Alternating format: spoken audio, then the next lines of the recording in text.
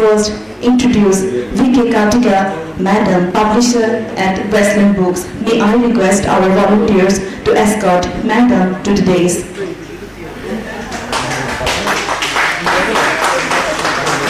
With a distinguished career spanning over 25 years, she has played a pivotal role in shaping contemporary Indian publishing, having begun her career at Penguin Books India and later serving as publisher at HarperCollins Publishers India.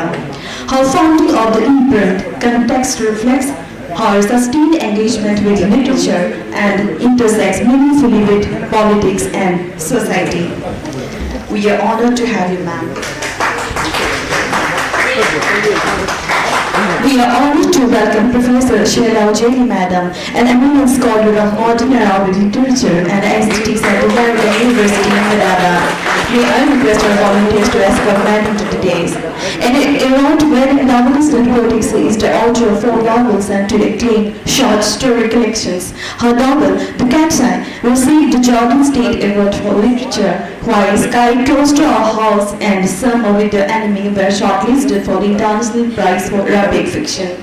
Her collection Bed the King's Daughter won the Alberta Prize and in English translation was shortlisted for the Benefit Prize in London. We are privileged to have you, Madam. The next welcome will be Madam, a South African author and artist of Indian heritage. May I request our volunteers to escort Madam to the dais. Her debut novel, Volunteers, portrayed 3 generations of Indians in South Africa, was shortlisted for the Penguin Prize for African Writing. Her latest novel, The Desert Waits for 100 Years, 2024, has received international acclaim, including recognition as the New York Times Editor's Choices and selection among NPO's Best Books of 2024. We are privileged to have you, Madam.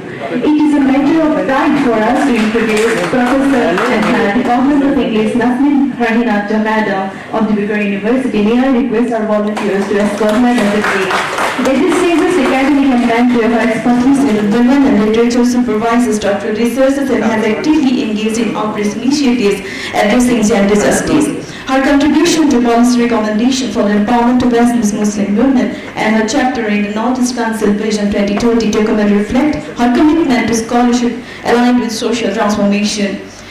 We are delighted to welcome Sujal Kazimira, Madam, an internationally recognized writer, artist, translator, and activist. May I request our volunteers to escort Madam to the dais. Her multidisciplinary work engages with identity, post-colonial memory, trauma, healing, and anti-racism. He is the author of Aerosol, Ziz, as linguist, and has translated Sister Outsider and The Cancer Diaries by Otto Lord. Through literature, visual art, and activism, she creates spaces for dialogue, resistance, and remembrance. We are delighted to have you, Madam.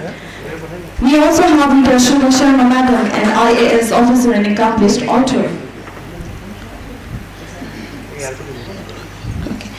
Then it is also my pleasure to introduce our reporters for this session, Masumi Sakia, 4th semester of English Department, Ankita Borua, 4th semester of English Department, Victoria University. With such a distinguished and diverse panel before us, we now look forward to a rich and provoking sessions and on how intergenerational novel negotiate memory, migration, inheritance, and identity across cultural landscape. I now request V.K. Kartika, Madam, the moderator of this session, to kindly take over the proceedings. Madam, please. Thank you very much. Okay, so this is a very large, sprawling subject that we have to talk about, the intergenerational novel. I don't know how many of you would think about this as a specific genre which you have read and remember as an intergenerational novel, because I think many times most fiction tends to go back and forth in time and take up the past as part of the present, unlike, of course, spec fiction, which specifically looks at the future more than the past or the present. But I do know that some, especially women that I know, think about this as their favorite kind of novel, the novel that most gets them, gets their lives. But I also think families are really messy. I mean, we all have families, I'm guessing, and we all know they are messy. And every day they throw surprises at you, which are not always pleasant. So when it is such a messy turf to write and so personal, I mean, I don't know, and this is something we must talk about, whether you're able to write fiction without bringing your own family and your own memories into it in the characterizations. But given the messiness of this, how does one even begin to capture and identify, okay, this is the generation, this is the character I am going to anchor this intergenerational story on? Where does one begin is what I want to know. Do you begin with something like a trigger? Once an author, I remember telling me that something came to light, something that she didn't know about, something in her grandmother's life. And she said that was such a shock. I had lived my whole life thinking I knew my grandmother, I knew my mother, and suddenly this one thing meant I didn't know them anymore. And that became a bit of a trigger for her to say, what else do I not know? What else is hidden from me? And so she began this exploration of family as fiction, and it then became a big novel. So is that where sometimes these things happen? Does it become a mystery, a whodunit that takes you back into family storytelling? I'd love to hear from any of you, but do you want to go first? I knew you would start. You kind of volunteered, Sami. Good morning, all. So lovely to be here with all of you. So much to say just from your introduction. Thank you. Yes, families are very messy, but I do love dynamics. I think it's always more interesting when you're the one observing other people's messes. Yes, I'm African, so whenever I go to a family gathering and you can see how it brings the best and the worst in all the family members, everyone gathered there, we're just like, I can enjoy this because it's not my family. It's not my drama this time. But it's of course very similar. I think something important is that we see nowadays it's like generational gaps are getting shorter and closer together. I think it's before you had like 20 years like between generations or a bit more, but now I feel like the gap is getting smaller and smaller. So a person who's 10 years younger is like almost as if, or 15 is like it's from a different generation, and before you needed much more time between them. For me, I write about family a lot. My family in Angola, when I visited them, I had met some here, not here, in Portugal where I live, but many of them I only met in 2023, so it's very recent. Suddenly it felt like I had access to a whole other part of my life that I didn't know. But they were like, don't say anything, don't tell her anything, because then you'll end up in her books.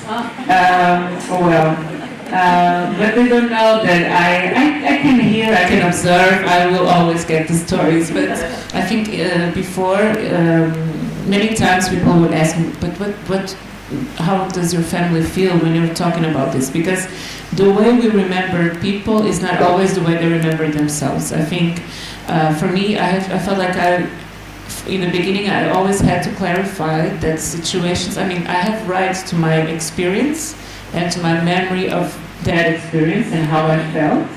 And it's of course delicate because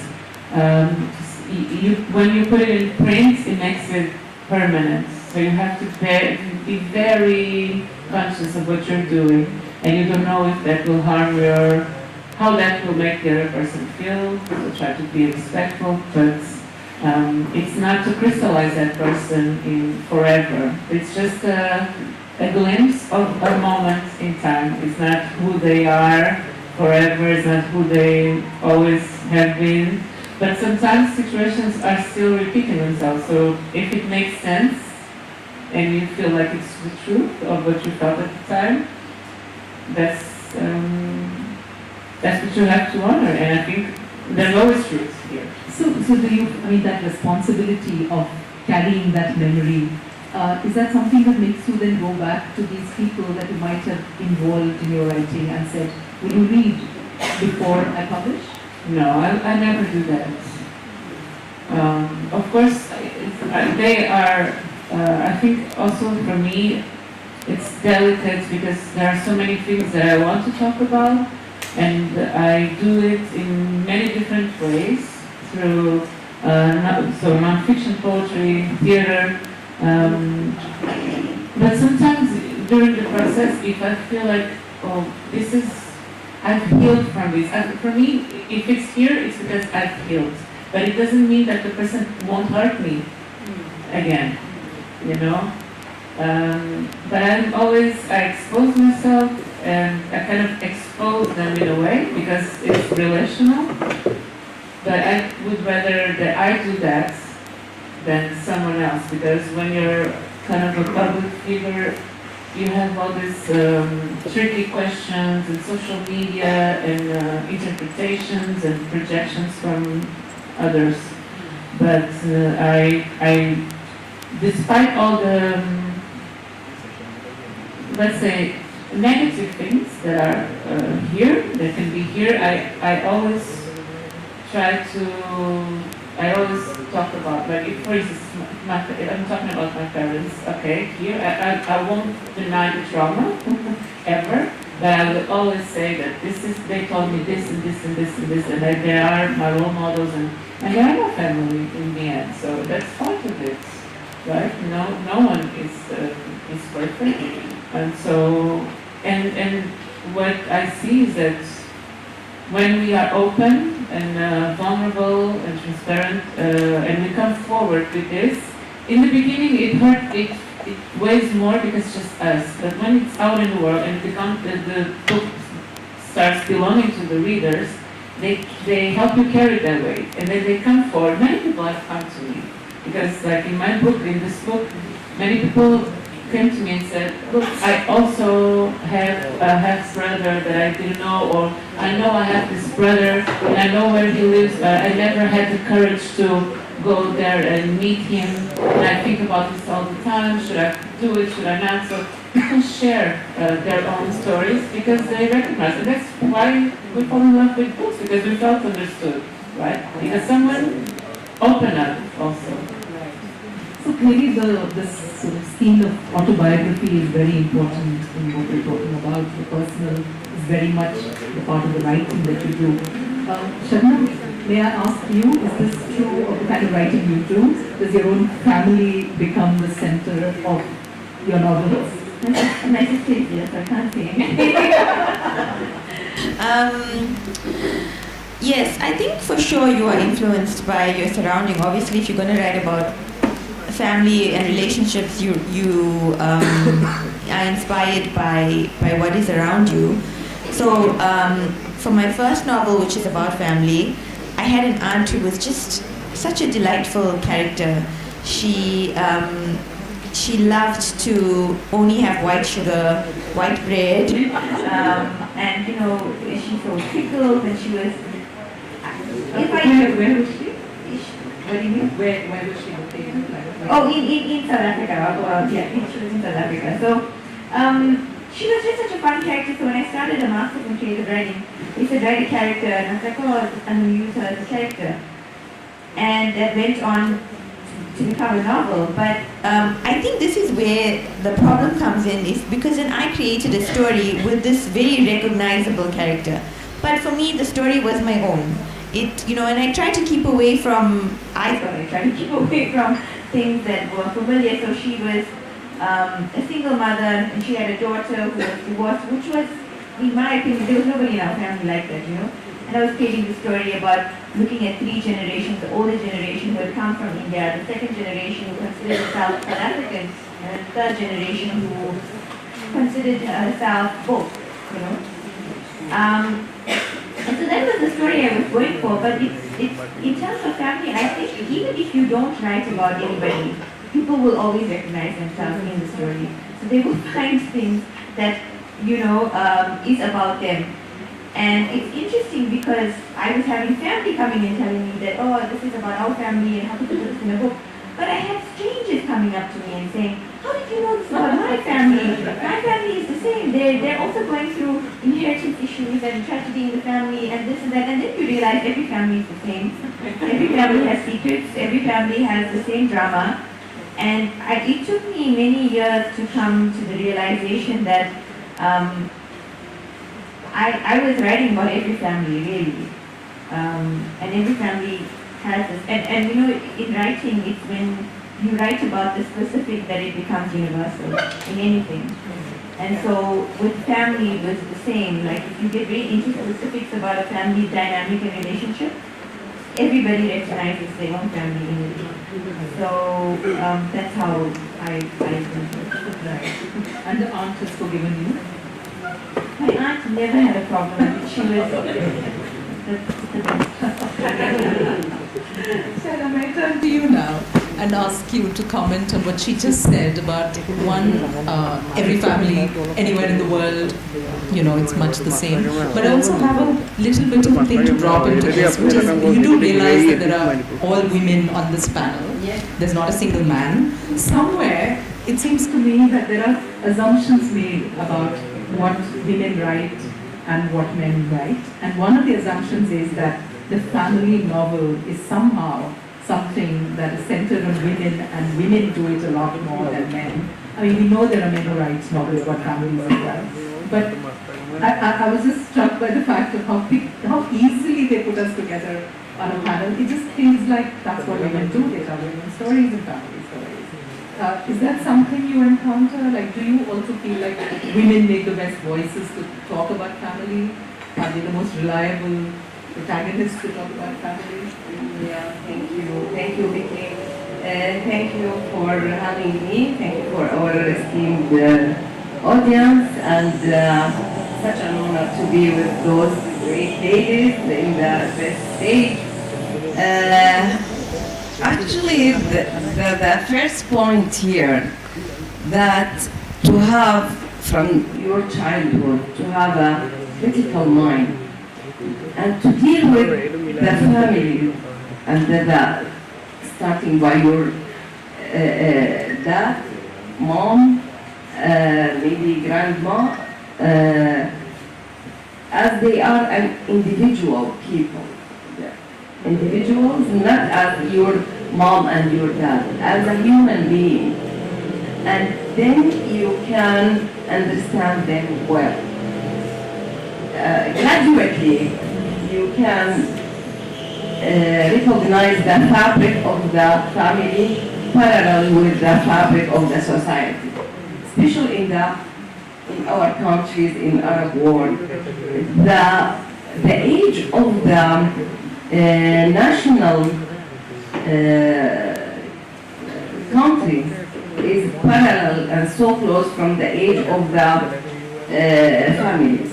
It's in you, like 300 or 200 years ago. And you can hear or you can listen to the elders and the oldest people, how they talk about how the country assessed, how the country became like this national country. And when you have this critical thinking about them, you can accept the faults. You can make, you can navigate in the relationship, and you can find that all families are the same, and you can pick your story through your family, and in the to make a reconciliation with the past, and you can forgive everyone and find the excuses to them.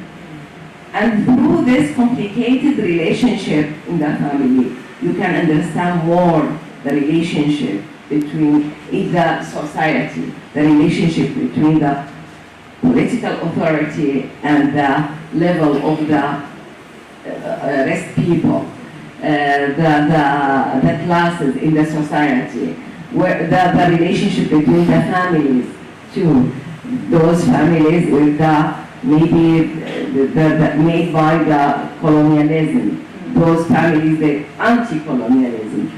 And you can find in each family these individuals, they represent the relationship through all the society.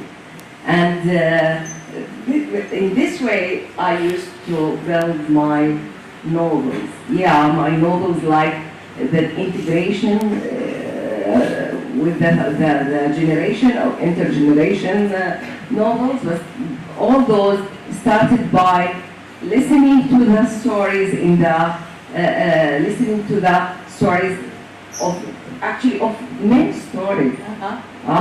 And you can make the encounter narrative, the counter narrative of the society, the counter narrative of the family, especially on the kitchen table. Kitchen table is the point of gathering, the point of listening to the sorrows, the grief, the jokes, the happiness, the memory, the sadness. The kitchen table, it's a collection, not just the women, the men too. Especially we are still a matriarchal society in my country, in Syria, in Jordan, in the most Arab world. In reality, we are matriarchal families.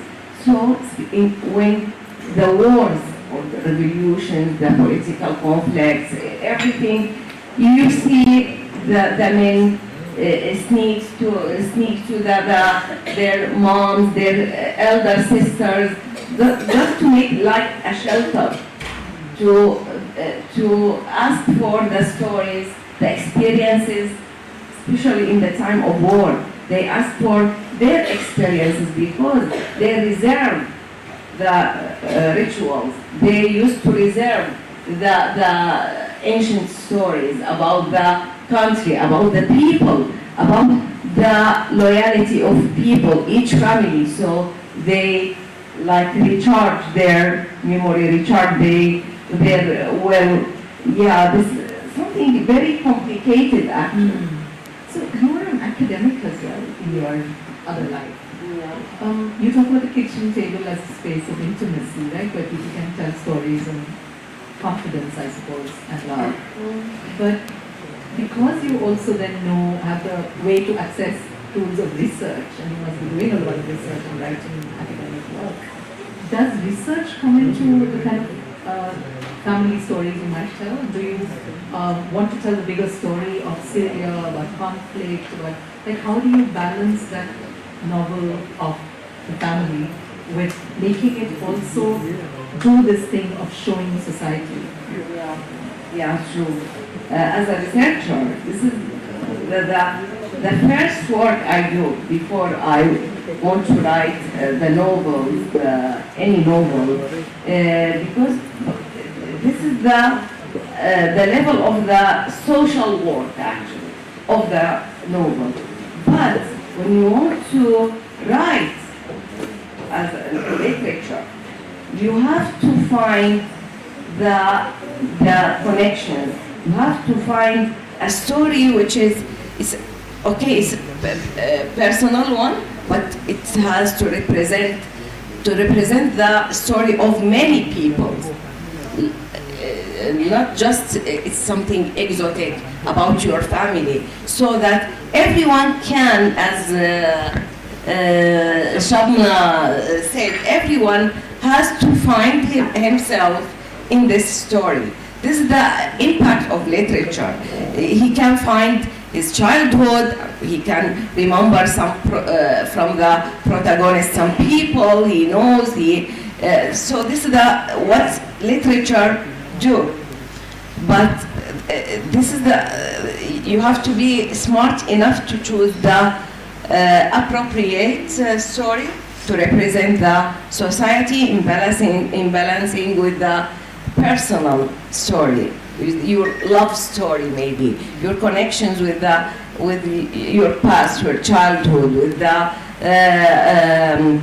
transformation of the generation, equal with the transformation of the country, because you can't imagine that my family, for example, and the family in the same era, we had with 3 generations, we had 3 nationalities. We had 3 kinds of passports. We have 3 flags. The passport of my grandpa is different from the passport because this is the point when the Ottoman Empire fall down, like in this is the religious country or empire, like 1917. Before 1917, my grandpa has another belonging, as another, he believed in the religious empire state.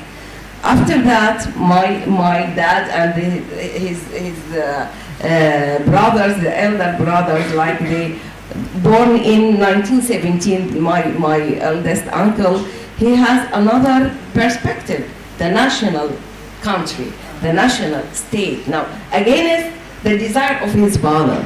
So, after that, my dad has a different story. He went to state. He has another perspective of the world, and but now my generation and me has another passport, another flag, another regime.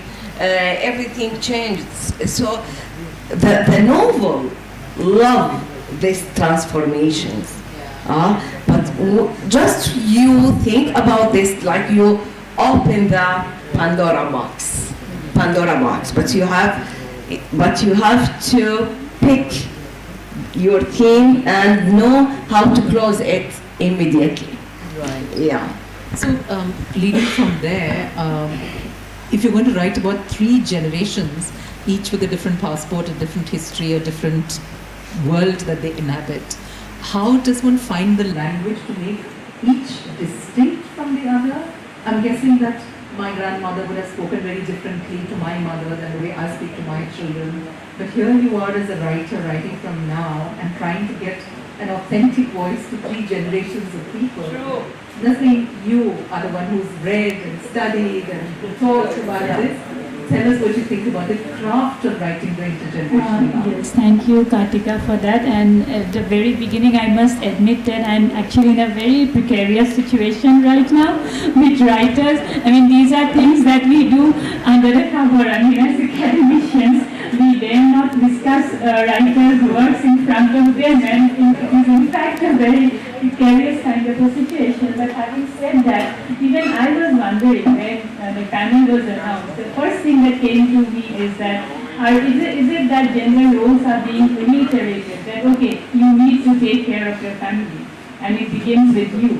So the same idea which Kartika in fact echoed. And yes, while discussing, and especially because we all are women sitting here and women talking about the generations and the kind of journeys that different generations make, I think one very prominent question that as a woman novelist, might ask is that how do you deal with a past that, or rather inherit a past that you do not choose?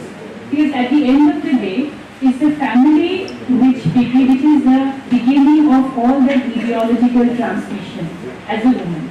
So when you look at it from that point of view, so how do you negotiate?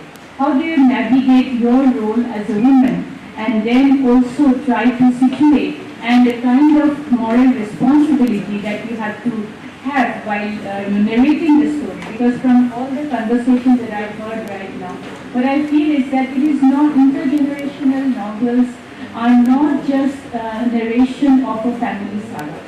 Because there will be ethical inquiries because you owe a huge responsibility. Like we are so very cautious about the fact that are we telling the story from our point of view? Does it have an autobiographical element, or are we echoing someone else's words? So that kind of a responsibility that comes in with that. Apart from that, I feel very, very, in fact, from Shaila and all of your deliberations, what I would guess is that the kind of philosophy that gets into it becomes a on ideas like identity, ideas like the lived experiences, and also ideas about how you locate yourself in terms of that whole saga that you are presenting. So because there is something that we refer to as the narrative identity, that you identify yourself, or rather you define your identity by what you write, and especially when you write about yourself. So having said that, I think it has got to do a lot about experiencing the whole of the transition, the tragic feelings that a family might go through. Like for Shaila's case, I think it's a very interesting and in fact an intriguing journey, and to be giving in everything, presenting everything to the reader. So I think first of all to put it on paper after having accepted and coming to terms with the story that is about a particular family, it actually requires a lot of responsibility, number one. Number two, irrespective of whether you are telling it from your point of view or from the point of view of another person, that responsibility that comes along with that. I mean, and the constant, I would say, you always have, I feel, as a reader, that the writers must be going through that tremendous kind of, anticipation, apprehension as to how it would be received. Like Kartika very nicely put it, as to how the aunt in Shabnam's story might be reacting to it. I mean, that is always at the back of the mind. So I think, it has got to, there's a trauma within a trauma, if I can put it that way. You carry that with you. The tension is there throughout, I feel, yeah. So can I just ask Shabnam, silence, from what you are saying, all of you, about storytelling, the big aspect to this is also the silences that especially women seem to harbor. The silence of their own roles in the family, which are not given enough importance, the work they do, their sexuality, all of it is very often couched in silence, especially for older generations. So what is that excavation like for a writer? Thank you, Kartika. I think I was also just thinking when we were talking about, and then it links to your question, is that when a lot of writing these kind of family novels is also a lot about answering questions that you have growing up and exploring questions that you have growing up. So quite often, maybe as I'm older now, I think, but why were all the women getting up at that point and cleaning up, but like none of the men were doing it? Maybe as a child I just accepted it, but then later on as I got older I started thinking about these things. Oh, why didn't she say anything back when he said that? Or why was this expected of me? And you start thinking about gender roles as you get older as well. And I think when you have a novel and then you have this vast, you're starting a book, you have this vast land in front of you that you can now explore. And I'm thinking about these questions and also trying to answer them in my understanding of my own history and my past. And so in terms of silence, to me, these two thoughts that I have been thinking is that a lot of it is really adding a voice to the silences that I heard or that I felt growing up. Why was this, not even in my own family, but even just watching around me in relationships, me trying to figure out what these things mean. And I think also, I had 7 aunts. My mother had 7 sisters. I have 3 sisters, so I'm always interested in women's stories. And I've been surrounded by aunts who have shown, my mother is the youngest sister, shown so much of love. I still live with my parents, and I would grow up hearing my mother on the phone talking to her sisters about recipes and cooking, and the weather is changing, and how much is ghee in your area, ghee is this price in my area. I grew up with this cacophony of sounds and noises of what women do and the lives that they live. And all my aunts had very hard lives, they had difficult lives. They struggled through life. And so I think in a way writing a story about family, not necessarily my family, but writing about women and their lives is also a way of exploring the things that I was hearing around me. Like why are their lives so hard? And also how much love they give. You know, everything was like, did you eat enough? Have you eaten enough? My sister and I would hide our plates under the table when we would go to visit my aunts because they would keep trying to dish out more food. And that was the only way they could really express their love, you know. And this isn't, I think, in so many families, of course. But it's also a complicated thing. Why was that their only form of showing love? And why was it their only form of showing independence? Like, I wished more for that. And so in a book writing about generational family, you also try to give that more that you didn't see as well. I don't know if that answers your question. Yeah, so you kind of also invested with some agency when you didn't see it in real life. You feel you are, I don't know, reinventing their lives for yourself a little bit, giving it back to them. Yeah, and maybe not necessarily in the first novel, that was to say, but like as my writing progresses, like in my latest novel, this Accumulate 100 Years, is that I have a character who has never married, who lives upstairs in the top of this building, who plays the piano and everyone calls her strange, and she wears what she wants, she does what she wants. And I loved writing this character who was not answerable to any man, who just lived for herself, because it was so rare to see a woman who lived for herself. So I think when you're writing also, you progress in your ideas, and so she's one of my favorite characters. She's loud, she makes obnoxious jokes, she irritates everyone, but she lives for herself, and it was so rare to see a character, or for me, I hadn't read many characters who just existed for themselves as a woman. And so it progresses as you write. Thanks for that.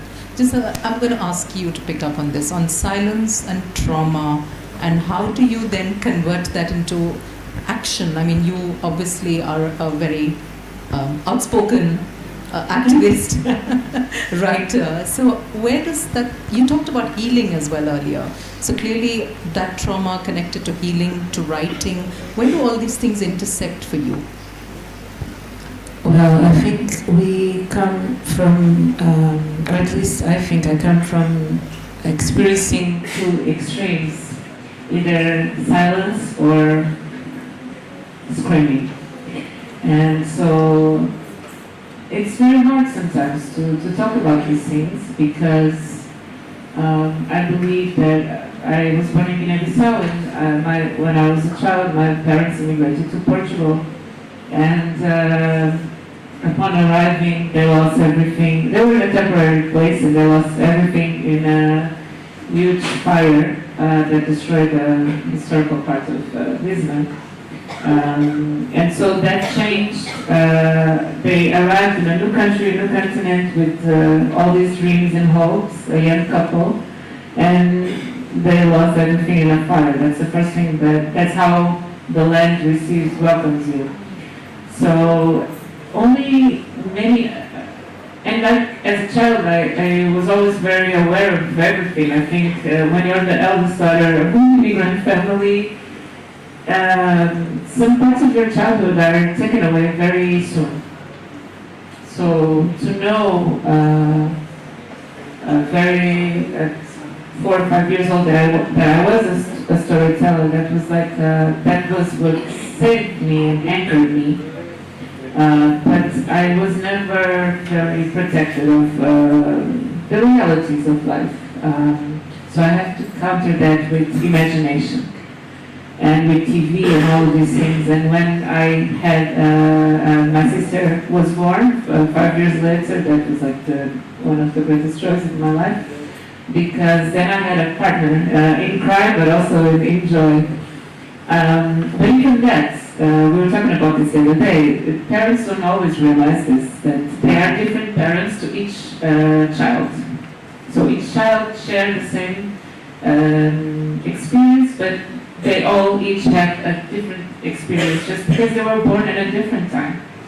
And so I was kind of figuring out all these things. I had many questions, such as Shannon, but also there are many, so many things that are missing, because they couldn't bring everything with them. So I didn't grow up with, we barely had any photos, we barely had any, the family was living in another continent. Even my parents, they took them many years to go back to Guinea-Bissau. I only went when I was already an adult, and my sister has never been there, and she was born in Portugal already. So the people who came, the family who came, they were bringing home back to us. And when I went back there, I immediately felt, I knew where I was. I never questioned that. But in Portugal, my identity has always been questioned. But I never had a problem with my identity because at home, I knew I was in Portugal, but at home, my parents spoke Creole. The food was our food. So never, and my father has also published a few books, and some of them are in Creole, and plenty of them are about political situation in Guinea-Bissau. But so for me it was never unfamiliar. But of course, whenever summer came and everybody went back to their little grandparents' house in Portugal, well, I couldn't go to mine, right? But I never felt disconnected. But that's the thing. I think we come from oral tradition, and because the countries have been colonized, and the language was the first thing that, because in Guinea you have many languages and dialects. And when the Portuguese colonized, the first thing they did was prohibit Creole because it was the common language to all the ethnicities, you know. So this is a means of just killing the oral tradition and the unity of the country, you know. So for me, when I see my father publishing in both Portuguese but also in Creole, that's very important because there's so much is taken from me because I didn't experience growing up there. I think I would be a very different person, a much better person if I had a more fearless person, if I had just been able to go back from time to time. But that's the thing, the experiences and the traumas of immigration and racism and all that they were forced to bear, I think they became closed and they turned into inside, you know. They lost some of their joy, some of that spark. So we didn't get to fully experience that. And then because all of our other uncles and aunts, they moved to the UK and I have family a little bit everywhere, you know. So, and because immigration also tears families apart, you know. But I think that's it. When I started writing about them, I realized, oh, they were so young. Like we expect so much when I feel that some people, also they were forced to grow up very, very quickly. And so something was also taken away from them, and that's why they also gave us more than they got, but they also took a little bit because we have generational trauma as well, and they have. But I've been to therapy, my sister has been to therapy, and we have to deconstruct our trauma and the traumas that they were caused as well. But I feel like still to this day, I don't know my parents. I don't know if I will ever know my parents because they just weren't brought up they didn't have time for that, to be talking about experience and feelings and stories. Sometimes even the way that they share sometimes is just like, oh, here it is. Like it's like something that they're tossing, not something that they're owning but I know the feelings are there, bottled up. But I also believe that there's an expectation, at least in Portugal, that it's hard to be published in general. But if you're an African author of a country that speaks Portuguese, it has Portuguese as the official language, it's also, the expectation is that they still think that someone from my generation or younger than me, or 10 years older than me, that they are very obsessed with this colonial nostalgia. So if you're talking about colonialism, it's okay because they can kind of reverberate in that. You know, they can okay, you know. But what about the rest of our lives, you know? Because if I'm living now, okay, I know that that came before, but I need to talk about what's happening now. Because I grew up even in university in Portugal, and no one spoke of an author that was not white. So all my references, I had to search for them in libraries and online and whatnot, but I grew up hearing that Sylvia Plath, she writes these journals. Okay, but what about Christina Sharp or Maya Angelou or someone else? I mean, okay, Susan Sontag, okay, she's a philosopher, but what about all the other African, Bessie Heath, like, you know? So that's the thing. We have stories of our own that we need to tell, and because you know that by orality alone you will not survive. You need to be in print to survive and to be passed on to others. Okay. So I'm going to ask Shara to respond to this one, because you talked about publishing and writing as a way of, I mean, as a difficult thing for you to achieve in Portugal. But what is it like for you as writing sort of within the Arab world? Is that what is the scene like? I don't know anything about it. I'd love to know more. Yesterday we talked about the literature life in the Arab world, and each country has its own maybe problems or own challenges and own vibe, literary vibe. But there's something very crucial that the classical Arab language, the Fusha,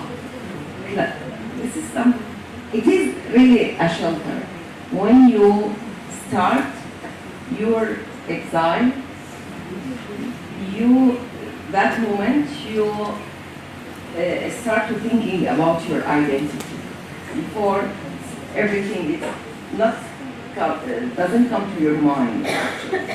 But just you start your exile, the issues of identity emerge. So when I want to write about the cities, the vanished cities actually, now you can see Aleppo, Raqqa, maybe Damascus, maybe the landscapes that I wrote about just in my novel. Because this generation don't know what these landscapes, this relationship, because war changed everything. When you need the exile sometimes to write about your homeland, I used to name this an aesthetical distance. But it is not about nostalgia, it's about understanding, to listen, to understanding, to deconstruct the past, the relationship, until this moment, to understand, to realize this moment, the transformation, what happened, the relationship between the Arab world, the Middle East, the colonial past, the power around us, states, Israel, another Arab countries, maybe the Far East, Iran. You have to know in the exile you can make this analyzation about this relationship. So I can talk about Syria, maybe Jordan, because I'm located in Jordan, Shana, can I interrupt? Where is your reader? Is your reader in Jordan? Is your reader somewhere else? Is it all of Arab? Yeah, it's all of Arab world, through Arab world, and around the world. Overseas, you can, at night, you can open your emails or social media and find messages from people maybe in Japan, in South Africa, in States, in Bahamas, in Pacific, they enjoying your struggle, your drama, enjoying your sad memories, black points, everything. But you did a lot. In this moment, you discovered that you did a lot. When in one session in Europe, maybe in London, I was talking about or reading a passage from my novel. It's a Sky So Close to Us. It's the translated title. The title in Arabic, A Sky So Close to Our House. So this is our. I lost this hour. Now, when I wrote this book, I lost this about this Beitina, this hour, I lost it. And all the novel is about this, the collective memories and the collective suffering, not about just memories. This moment, contemporary moment, but it's the suffering, collective suffering. It makes the suffering less, but it doesn't prevent the individual tragedy. The collective tragedy or doesn't prevent or keep you from the individual tragedy. So when I wrote about this, many people, when I go back to that session in London maybe, and when I stopped reading about exile, about the immigration, illegal immigration, about the war and the protagonist or the husband of the protagonist, lost in the sea, and they found these documents. When I finished, everyone in the audience said, "Oh, this is my story." Yeah, until now, this is my story, because the audience was the survival from the Second World War. Most of them, they attended, they are there as a society and attended the session, and everyone said, so this is the narrative of the war, or the narration about the war is so specific. Each one has his experience, but it's so common in the. So my readers are everywhere with the translation. They became everywhere actually. So my books, not just in English, in Farsi, Spanish, Serbian, Bosnian, this is and Italy. So in India, not yet. In India, not yet. Inshallah, we will hope, cross finger. And this is what literature, what writing do. If you be very loyal and transparent and not come to the writing without this aggressive ideology. It's a literature. You have to put your on, or to put off all your hats, and have just one hand, artistic one,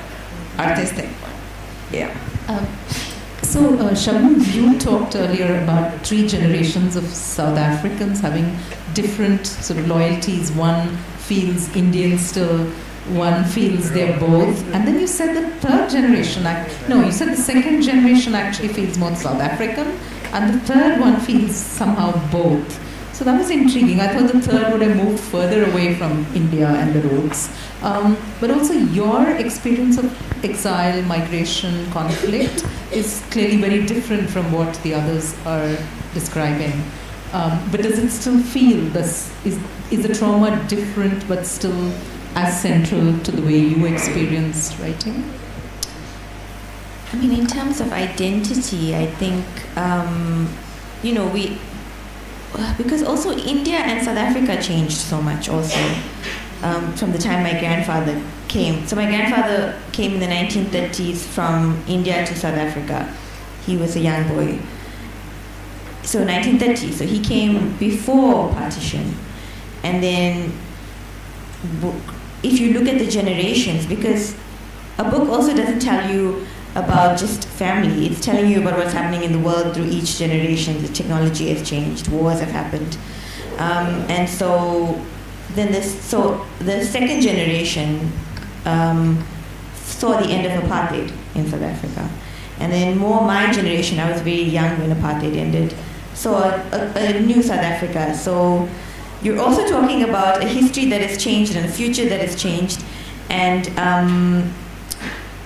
so the grandmother in the story identifies with South Africa, with India. She doesn't know what she's doing in South Africa. She questions, the loss of culture, the loss of tradition, the things that she can't. She misses the kinds of foods that she could have made there. But here it's different. The ingredients are different, and she longs for the homeland. Whereas the daughter also feels, I'm South African. I'm born in South Africa. My identity is South African. And I also think because she doesn't get on with her mother, it's a rebellion also against her mother to disassociate from her identity. And so she's, I'm very South African. And then we have the young girl who's about 11, the third generation. And I do think this is a growing thing across the board everywhere, where young people I think when I was younger, I wouldn't want to wear my Indian traditional clothing. I was embarrassed about it, or putting henna on my hands. In school, they would tease me that my hands are smelling of henna.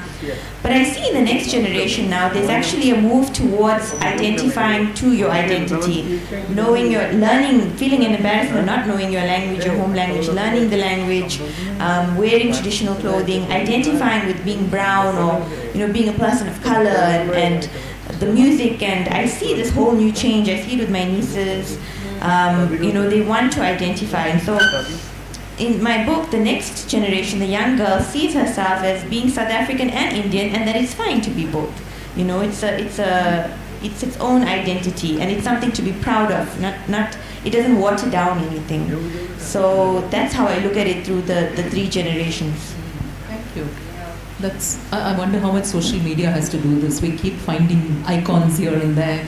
And I was just thinking that, with the Bad Bunny performance at the Super Bowl, how much suddenly, everyone was talking about this aspect of how older people, children, and of course, young and sexy people, they all formed part of that performance, which is so rare to see on stage. And then they were talking about but civilizationally, some of the older worlds, like all of ours, have always had older people at the center of life. They're not meant to be marginalized and kept in one corner. And of course, the idea of Spanish and language and translation, so much came out of that performance in so many other ways, allowing us to talk about the world. And you, as an academic, are sitting squarely in the middle of this, observing, speaking, writing. I get that we're not really talking about Indian writing on this panel, but would you be able to bring to us a little perspective on, say, Assamese fiction or Indian fiction that looks at the intergenerational novel, and how what you see and read of that would tie up with what they have been speaking about? Right. I would not like to specifically mention any novel as such, but then yes, there has been literature on, especially from the Northeast, referring to these, trauma, or I would say the kind of conflict that a person as a writer goes through in the process of movement. Say, the way migration might affect. So we have different kinds of such writings in the Northeast. Say, for example, you have a state, Meghalaya, where you have this conflict between the Khasis and the Khars, that is called the Khars. So they are the non-Khasis. And apparently at one point in time it was the undivided part of Assam. So the capital of Assam was in Shillong at one point in time. So you have these people who are settled there. You have Bengalis, you have different other people who are not original inhabitants of the place. And now the sense of displacement, and at the same time the question of identity. Where do we belong? Because you don't know because you are not accepted out there because you are a non-Khasis, you are a so-called Khar. similarly, when you come back to your own place, but then you are a part of Meghalaya, so you don't know where to go from. We have this writer, Anjum Hassan, who has referred to this in quite a few of her novels. And then also a few more other novelists, Siddharth Dey, who has also explored this idea as to what it is to be a native member of the community, yet at the same time a non-native. So how do you kind of look at that? Similarly, the tea garden community. So we just had a session. We have umpteen number of works written on that, especially in English, maybe Red Camellia Green by Arup Datta. It's one work where you have this whole movement of the tea garden workers. They were not from Assam. They were brought from the neighboring states of Assam. And the reason behind why Assamese workers were not hired is again, to do a lot with the kind of, the cost, and then also because they had their own plots of land and all that. So now with the tea garden, there was an experimentation with Chinese workers, which became very well. So they tried to hire workers from nearby, say, Chotanagpur Plateau, Madhya Pradesh, Jharkhand. So this whole, kind of journey where they were given the hope that things would be fine here. And when they come in and then they were suffering hardships, and then they come in here and then they think that, okay, now the things are going to be better for us. Unfortunately, they end up working as daily workers in the tea gardens, and it was a very regimental kind of a practice that they had undergone. And so the community is still reeling under that. So there has been given a lot of, recognition to them as an integral part of their society. But yet, when you read through the whole of, their own work, through their voice, as to how they came about, how the yearning to go back, because the rules were such that you could not go back. The plantation rules at that time were such that you could not go back. And then when it was relaxed, at one point in time they were given the privilege to go, but unfortunately at that point the people out there were not around. So, so that trauma continues out there. And so finally, I was just wondering to bring in these writings that the three writers are sharing, and also thinking in terms of the writings that we see around our own part of the region. This whole idea of, kind of trying to cope with that, the absences, the silence. So something that might be referred in Derrida's term as hauntology. So how do you look at that? The fact that, the silence, like Gisela was pointing out, her family does not want to speak about it. Similarly, there might be, when you refer to them, there might be those people who are no longer there. How do you narrate their story out there? So that, and then the more interesting part, which I would again go back to, is that, someone else enjoying, like Sheila was trying to say that, okay, someone else reads our story and then says, okay, it's enjoying our hardship, enjoying our conflict. So how do you negotiate with that? So these are some very, very crucial, a writer trying to deal with an intergenerational saga, I think is in a very, very dicey kind of a situation, because, you are dealing with all of this. And so finally, as a reader, there is this kind of an epistemological conflict. Which version of history do we now take? So you give me so many different narratives from 3 different generations, for example. Now, which one is the version of your family? So these questions, they intrigue the reader as well, as much as they intrigue the writer. And the same goes for the writings in the in the Northeast as well. We have a lot of such works, especially the whole identity crisis that has come about is basically to do with the question of migration. And at times it was also maybe forced migration. At times it was also because of the different political conflicts that happened. So how do you kind of stay that story and also not say certain things? So I want to add one novel to that list of yours, which is a 1,000-page novel called Funeral Nights by Kinfarm Singh Nonkinre. Right. It is a big novel about the Khasi community. Okay. And it's It's Yeah. quite amazing. Yeah. So these writers whom I had referred, for example, Anjum Hassan, they are all part of the community actually. Yeah, so of they are course. trying to put in their Yeah. story from that point of view. I realize we have about 15 minutes, so perhaps if there are questions from the audience, if you could raise your hand, we could ask your question. You've listened to an absolutely fantastic sort of set of writers. Surely something came up tonight. If your students reading literature or ideas, I'm sure something triggered a question. Please ask. Yes.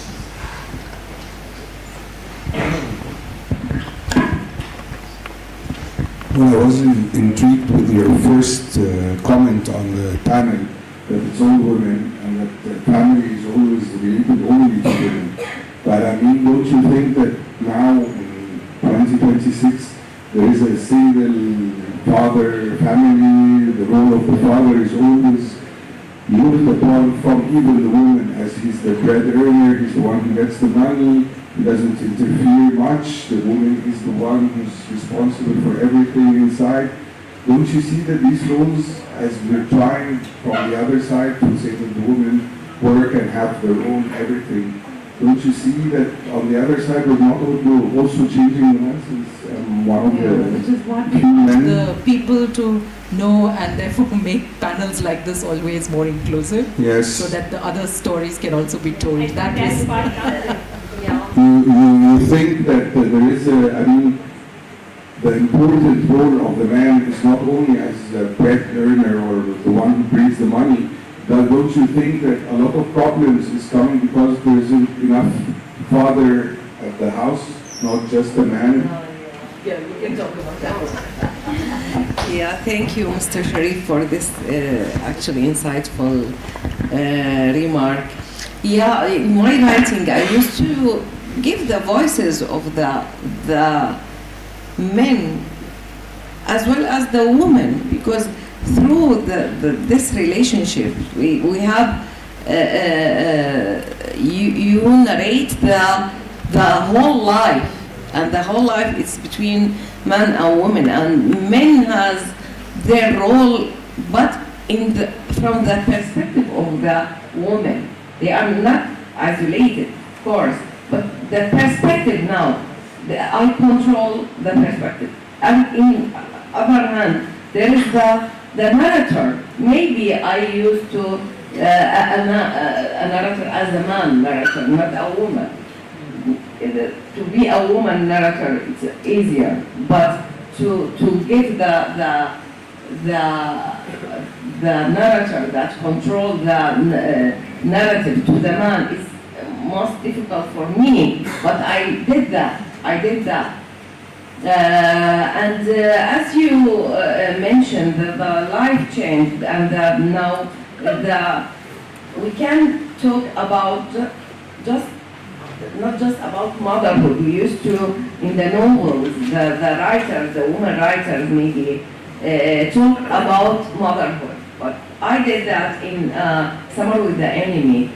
I talk about how to be daughter, how to be the daughterhood. And the daughterhood is to be the daughter and to deconstruct all the relationship from this perspective is something different. So the audience like stuck on this because you know that the complex, Electra complex or deep complex, how it comes to behind or between the lines or behind the backstage of the work, and this from the perspective of the daughter, how she looked to her mom, to her the experience of her grandma, the experience of father, the experience of the uncle who was arrested and killed by the authority or by the regime in 70s, like how to, this is the exchange in role, not now the role of the man in the novels as well as in the life, just to break he has another feelings now, and another role. He has to stand emotionally more than that. I had a margin, as if you live in an extended family, you have a margin to watch because everyone burdens with the efforts of the family, the issues of the large family. So they can or they ignore you as a child, and you can see something, you can see something you don't have to see. You listen to the stories you don't have to listen to. So you can collect all those secrets and through these secrets you can treat with relationship, how to be a father, very strong, and as our generation, they have very strong, and I like Miss Khan. I was raised in the family of 3 girls, and I have 2 daughters, and I have six aunts, and like this. So this community actually is so impressive, this community. And I have the margins to listen about how men talk about women, and how women talk about men and see them in their, and talk about them in their daily story. So that's it. I would just like to quickly respond to your question. I think, yes, Salman Rushdie has done a brilliant job with Salim Sinai in Midnight's Children, where he refers to the male perspective. Having said that, if I, as a reader, kind of look at the intergenerational novels from the women's point of view and also from the men's point of view, I feel both take on that issue as against some very, very dominant, contemporaneous, maybe political, socio-political conflict. So if I may put across a novel like, I mean, of course, people have now, I don't know whether it has been put under this particular frame, but one novel that comes to my mind is Shyam Salvadorai's Funny Boy, where he tries to look at the whole of the Jaffna conflict in Sri Lanka, and then, trying to put it across his own coming to terms with his own sexual identity. And over there, how he kind of talks about the kind of conflicts that his family goes through by way of defining that sexual identity and coming to terms with that. Similarly, a novelist like Jhumpa Lahiri in The Lowland has actually referred to different generations of women, and set against the backdrop of the Naxalites in West Bengal, and then how the woman moves on from West Bengal to America and how she situates herself there, comes out of that, and then you have another version of her daughter.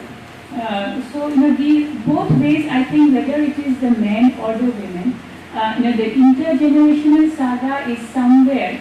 Still, I do not know whether to use the word use, but then it is perhaps implemented to also narrate a broader story of socio-political relevance. I think it's always against the backdrop, because we cannot do it. Ultimately, families exist against those backdrops. Yeah. Right. Are there any questions? Yes.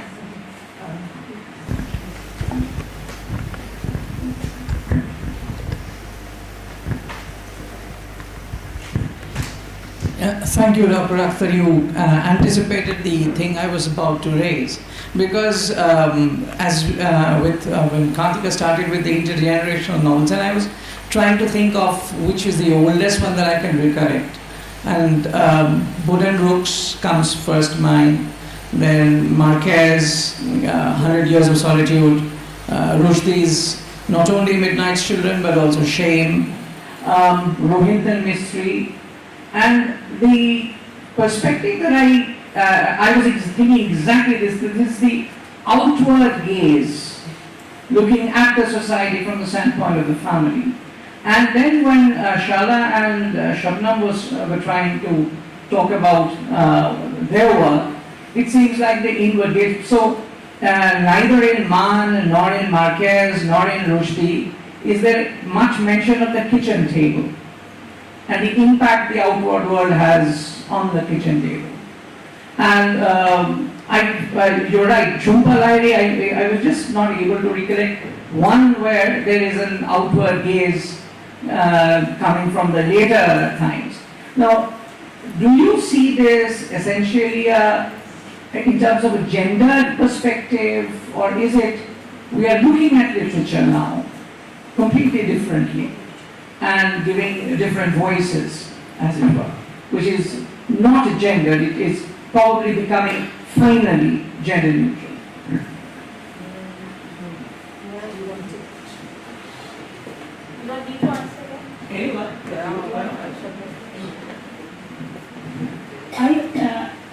Personally, I feel as a student of women's studies also, maybe I would like to also add a gender perspective to it.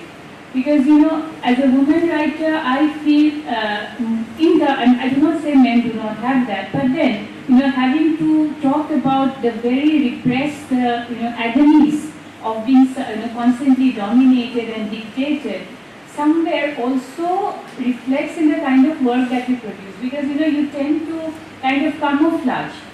So, in the case of women writers, I think they hold on to these kind of conflicting situations to give voice to the inner, struggle, or if I may put it, trauma.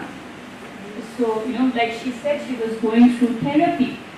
So, I wonder whether a male writer taking in that position would also kind of, examine it from that perspective. I think Gisela would like to say. Yes, I think it's, I'm so sorry. I think it's always curious, with all respect to my fellow authors, that in a room like this, usually the first person to say something is a man, in any country, which is fun.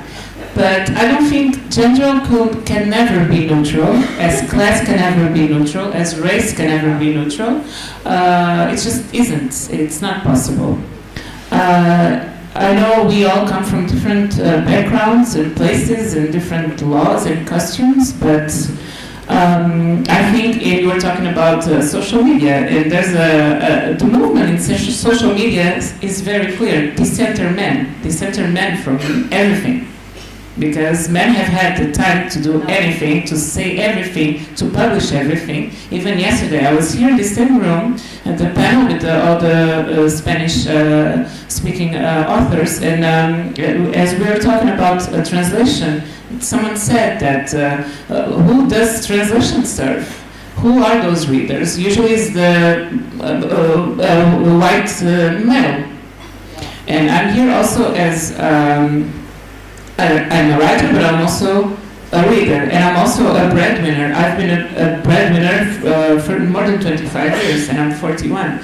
So I think that's and it's curious because you talked about the table. I was part of a theater play as a co-creator and as an actress called Set the Table, and it began with a clear stage, nothing on it. And it was only 13 women on stage, and we entered the stage bringing chairs and then bringing different elements to set the table. But we built that table on stage, and then we gather around it. Because this is something also that has been taken away from women. Because with the time to exist, and women always had to find this subliminal ways to gather and to talk about what matters to us. But for women, we are the basis. We are caregivers, caretakers through all, inside the house, outside the house, all the time, thinking about others. So we are the foundation. And in where I'm from, in my country, in Guinea-Bissau, women are keeping the agronomy alive by themselves. And the men are just there. But it's not, this is not, I'm not here to provoke anyone. I'm just talking about, in this play, that's the thing. We were telling stories under the table, in front of the table, building the table from our own, carrying the same components, and then in the end we shared stories, and then we had the celebration in the end, because it's something that's missing. So this is one thing that I did, and then the other thing is that I wrote a TV script for an upcoming show that's gonna premiere now in April. And my episode, each episode has a different director and screenwriter. My episode is called Human Resources, and it's about the story of my first job, which was at a McDonald's at 16. And my sister, 5 years later, went to work on the same place. And so, because it's stories about the African diaspora in Portugal, and for me, it was very clear from the beginning. It's like, what are the jobs for the children of immigrants who, when they came here, they had to do cleaning or they had to work in construction? And so I wrote a story about two sisters. It's a horror story, because I think in general it is a horror story, immigration in many points, but also because I love the genre. But also it's a story that happens in 2001 and 2005. Two sisters. One sister disappears, and then 5 years later, her sister goes looking for her at the same workplace. And this was experienced for many people that were my neighbors, cousins, etc. They went to work in fast food chains before they could, and studying at the same time. So they were also graduated. They were, so, you know, and many of, there were boys, there were girls, but I don't know, it's just, I feel like we've been living these stories and we have the right to tell them, because otherwise we will disappear. And we've been erased enough by others to self-erase and to self-silence. That's just my perspective. Shana, do you want to have last word? Shana, last word? I mean, just to add to that, I think when a lot of women write intergenerational novels, is that you're often giving, because men have such a voice the whole time in life, and so the novel is the chance to give the woman's voice that was not given for most of real life, and you get to put the voice in here. That's what my novels always do. So I do have a character, a single father who looks after his daughter and loves his daughter, but that's not the main focus of the story. The story is just will always be the woman's voice that I didn't get to hear in real life. I just want to mention that about the woman writing in this wave of feminist, or in the woman writing in this era. It's not about the conflict of narratives. It's about another narrative. Not to be against the other. It's just its own perspective to tell the story, to tell the reality, to tell the history. Maybe it became conflict sometimes, but this is what we knew, and what we know. This is our voices now. It's not against to anybody. It's not an ideological or aggressive ideological perspective. It's just to humanize the voices, to humanize the events, the contemporary, the stories. Not to victimize anything. We're running out of time, so we have to close this now. I just want to make one point that came to my mind when we were talking about this in the last question, is that when you talk about the intergenerational novel, one often realizes that they also call it the woman's novel in a slightly, it's not as great as the literary novel. And I think partly, when you talked about, Salman Rushdie writes it, Amitabh Ghosh writes intergenerational novels, all of that, but they don't get reviewed, written about as intergenerational novels. Those will be written about as deeply profound political, narratives of the world. But the women's novels will get written about as sagas, as romance, as family, as though those are not as saints. So I hope this panel destroyed that notion, if you thought that way, and I hope you're going to have more conversations with these wonderful young people.